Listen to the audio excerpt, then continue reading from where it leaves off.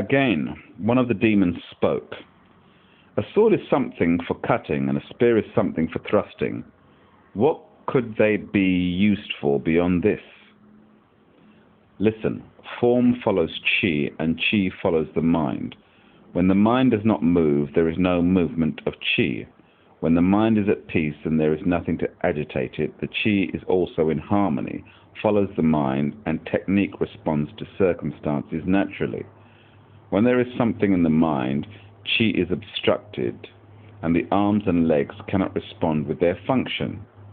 When the mind resides in technique, chi is hindered and is not in harmony. When you insert strength into the mind, it leaves a fissure in its wake and is, on the contrary, weak. When you arouse intention for controlling a situation, it is like blowing into a fire and using up all the kindling. When chi initiates, it dries up. When you fix it, it freezes. When you wait to defend yourself and intend to respond to your opponent's actions, you are withholding action, obstructing yourself on your own, and will be unable to advance a single step.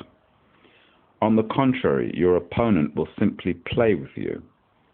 If you have a poor understanding of such things as abiding in the midst of attack and attacking in the midst of abidance, you introduce intention and will suffer great harm.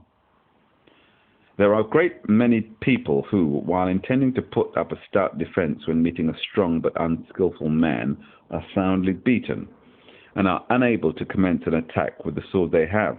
This is all because they introduce intention.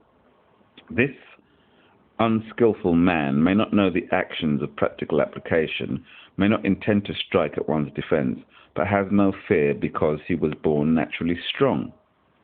Because he thinks of people as being less than insects, he does not intentionally put strength into his actions.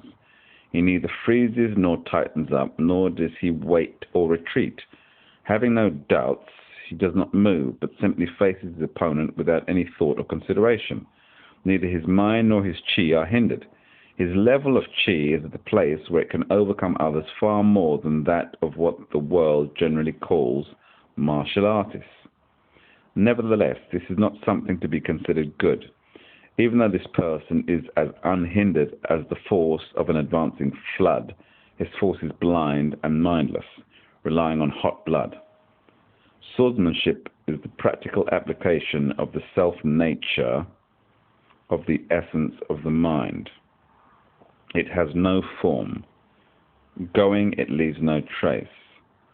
Something that has form and aspect does not have the mysterious function of the spontaneity.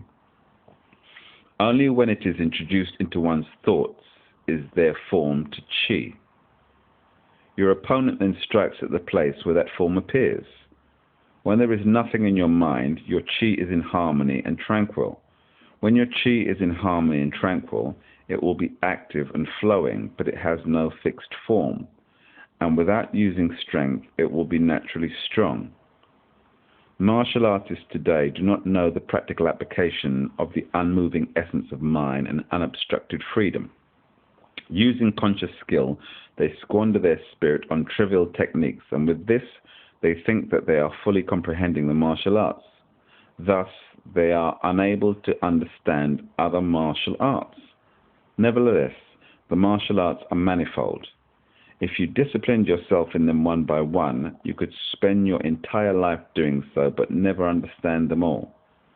Know that you should use your mind well, penetrating just one of them and leaving the others alone.